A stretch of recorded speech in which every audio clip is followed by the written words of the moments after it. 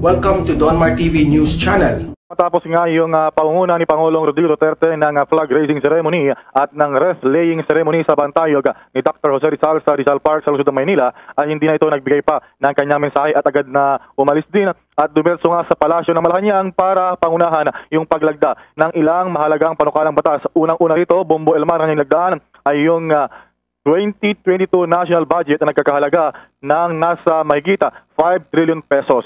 At sa kanyang talumpati, sinabi ng Chief Executive na ang pagkakapasa ng General Appropriations Act of 2022 ay refleksyon ng malusog na kolaborasyon sa pagitan ng mga ahensya ng pamahalaan na crucial sa paggamit ng ating National Development Goals or Agenda, lalo na sa panahon ng mga pagsubok. Ayon pa sa Pangulo, ang 2022 budget or 2022 budget ay pinagtitibay lamang ang malakas na komitmen ng gobyerno na magbigay ng mas komportable at produktibong buhay para sa lahat ng mga Pilipino. Hinagip pa ng Pangulo na ito naman yung pagkakatatag ng Department of Migrant Workers. Yung kaninilagdan kasi, yung batas para rin dito, Bombo Elmar, ay nangyari sa selebrasyon ng Rizal Day at kung saan ay ating ipinibinigyang pugay hindi lamang yung exemptional na pagmamahal nitong si Dr. Jose Rizal sa ating bansa, kundi ang kanyang patriotismo, yung kanyang ganyan din naman ay ating kinikilala ngayon, yung matatawag na modern day heroes o yung mga bagong bayani na kinabilangan ng mga overseas Filipino workers. At dadag pa ng Pangulo ay ang paglagda ng 2022 national budget at ilan pang batas ay magbibigay ng benepisyo sa ating mga kabayan at dapat daw na ating isabuhay yung kabayanihan at pagkamakabayan ni Dr. Jose Rizal at sa magitan ng pagsisilbi sa ating mga kababayan ng may dedikasyon, integridad at accountability, kundi yung paggawa ng tama at patas para sa mga mamayan. Narito yung halos pinag-isa na mensahe ng Pangulo sa kanyang paglagda ng national budget sa batas para sa Department of Migrant Workers at yung Rizal Day.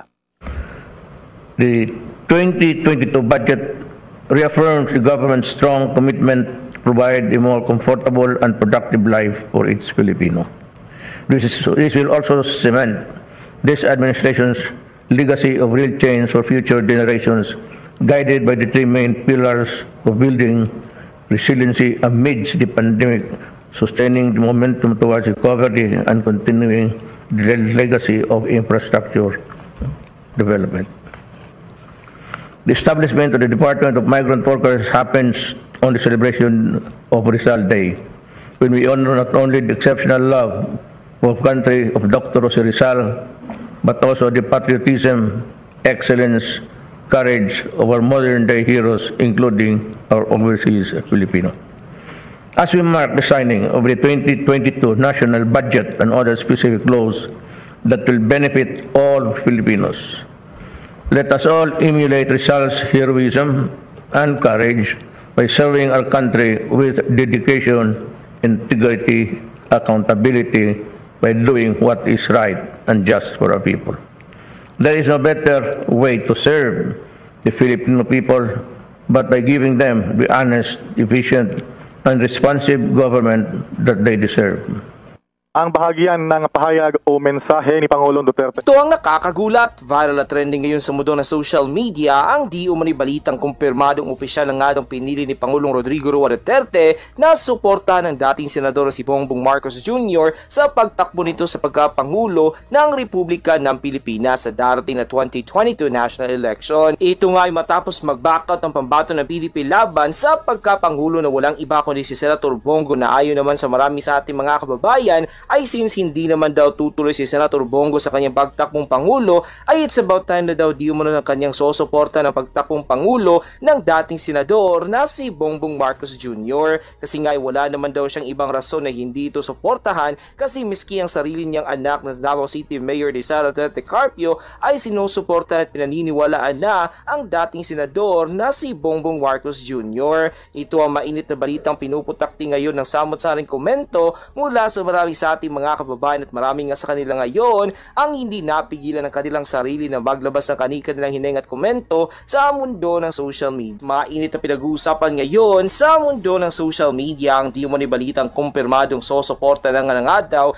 di umano ni Pangulong Rodrigo Roa Duterte ang dating senador si Bongbong Marcos Jr. sa pagtakbo nito sa pagkapangulo ng Republika ng Pilipinas, at ito nga daw ay matapos mag-back out ang kanyang pambato na walang iba kundi si Senator Bongo sa pagkapangulo, at dahil nga di umano dito ay wala na daw di umano siyang pambato sa kanyang iendorso sa pagkapangulo sa darating na 2022 national election. Matatandaan kamakailan lamang na lumabas ang balitang malaki nga daw di umano ang posibilidad na susuporta ni Pangulong Rodrigo Roa Duterte si Manila City Mayor Isko Moreno sa pagtakbo nito sa pagkapangulo ng Republika ng Pilipinas. Ngunit ayon naman sa marami sa ating mga kababayan ay sobrang malabo daw talaga ang kanya itong susuportahan, kasi nga hindi naman daw talaga deserve nito ang suporta ni Pangulong Rodrigo Roa Duterte, at mas lalong hindi di mo nito deserve na maging Pangulo ng Republika ng Pilipinas, kasi ayon di mo sa marami sa ating mga kababayan ay hindi nga daw di mo nito magawang pumunuan ng kanyang nasasakupan na sobrang liit na bayan. Ano na kaya daw kung ang buong Pilipinas na ang kanyang pamumunuan? Kaya naman dahil di umano dito ay marami sa ating mga kababayan ngayon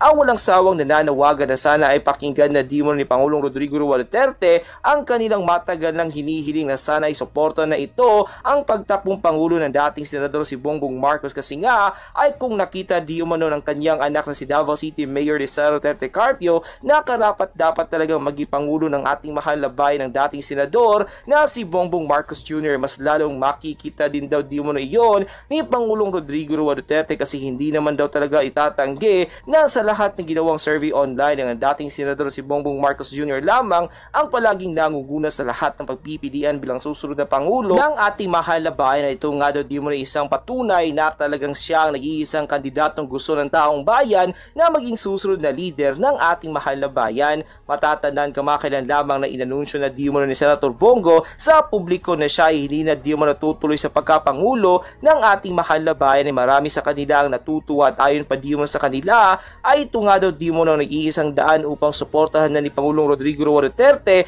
ang dating senador si Bongbong Marcos Jr. sa pagtakbo nito sa pagkapangulo ng ating mahal na bayan. Kaya naman dahil sa balitang ito ay marami sa ating mga kababayan ngayon ang nagsasabi na talagang ito naman daw ang dapat gawin ni Senator Bongo, kasi nga ay wala naman daw talaga siyang kalaban-laban sa dating senador si Bongbong Marcos Jr. At dahil nga hindi na di umano niya itutuloy ang kanyang pagtakbong Pangulo ng ating mahal na bayan ay wala na daw di umano susuportahan si Pangulong Rodrigo Roa Duterte na kandidatong tatakbo sa pagkapangulo, at talagang mapapanahon na daw talaga na suportahan din di umano niya ang kandidatong sinusuportahan ng kanyang anak na si Davao City Mayor Rizal Duterte Carpio na walang iba kundi ang dating senador na si Bongbong Marcos Jr. Nang lumabas nga ang balitang ito ay umani agad ng samot-saring komento mula sa marami sa ating mga kababayan, at marami nga sa kanila ngayon ang hindi napigilan ng kanilang sarili na maglabas ng kanilang hininga at komento sa mundo ng social media. And the netizens posted, mabuti siyang ehemplo sa mga hindi naniniwala, mga nakakaliwa na ayaw magbagong buhay, mga bagong desisyon, sana magkasolusyon na lahat,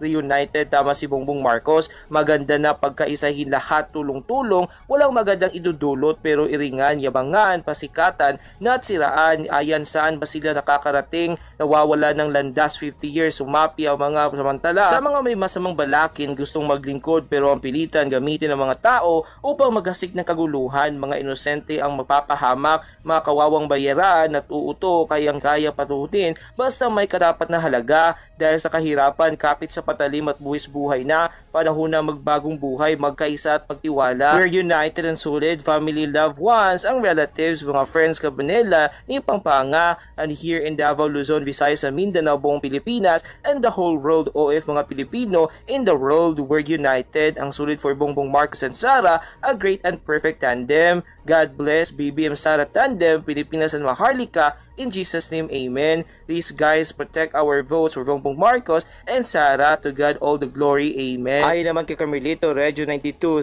Siyempre Calivido, salamat Tati Digong, strategy lang so Erwin, talagang Bongbong Marcos Sara tayo, DDS loyalist pameritatis, mga kabataan ng kapuso, mga kapatid, mabuhay Bongbong Marcos Sara tayo, mabuhay para Mindanao, support nilang buong bansa, isang diwa, mahusay Bongbong Marcos Sara, go Duterte, support din ng buong bansa. Mabuhay. Ay naman kay Rebecca Modeden, salamat Pangulong Rodrigo Roa Duterte dahil sa iyo nakalas ang tigala ng pagkakasidlak ng bansa mula sa mga dilawan. Dilangan ko na may pagpatuloy ang pagtagumpayan ni Bongbong Marcos Sara ang inyong nakapagandang nagawa para sa bansa. Mabuhay ka Pangulong Duterte, you deserve all the praises and enjoy your beautiful life after politics. God bless. Ayon naman kay Daniel Gagoy, Pangulong Rodrigo Roa Duterte knows in reality because he has been there at marami pang bagay na haharapin. Yung pagbabago ay binago na at ayusin na lahat ngayon kung weak leader lahat unti-unting mawawala. 6 years kung luluklok ang palayo ng hangharapin ang babatikos at desisyon. Kung mahina ka at ayaw mong banggahin, ang dapat babanggain ay makakapagpahirap ka ng taong bayan.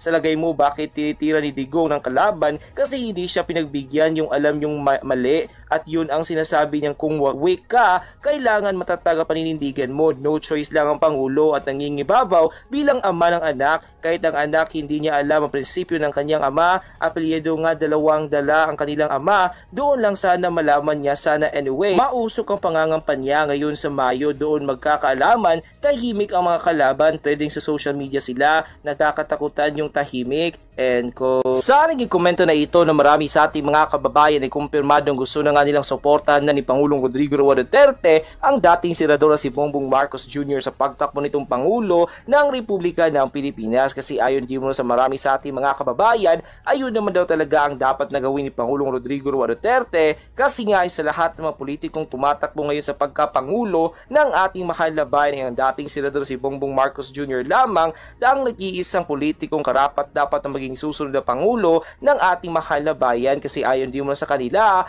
ay nakikita daw talaga din mo nila na ang kayang-kayang ipagpatuloy ng dating senador si Bongbong Marcos Jr. ang lahat ng mga magagandang nasimulang proyekto ng kasalukuyang pamahalaan na pinamumunuan ngayon ni Pangulong Rodrigo Roa Duterte na talaga naman nakakatulong sa marami sa ating mga kababayan at siya lang naman daw talaga ang may kakayang tuparin ng huling habili ng kanyang yumaong na ama na make the Philippines great again. Payo pa na marami sa ating mga kababayan ay huwag na lamang daw talagang ituloy ng ibang mga presidentiables ang kanilang planong pagtakbong Pangulo ng Republika ng Pilipinas sa darating na 2022 national election kasi nga hindi naman daw talaga sila mananalo kasi mapapasama lamang di mo na sila sa 8 diretso ni Doro kasi hindi naman daw talaga sila masusuportahan at iboboto ng marami sa ating mga kababayan kasi matagal na daw di mo na silang mulat sa katotohanan at matagal na daw di mo na nilang alam kung sino ang kanilang susuportahan at iboboto sa darating na 2022 national election at yun ay walang iba kundi ang dating senador si Bongbong Marcos Jr. sa pagkapangulo ng ating mahal na bayan itong presidential daughter naman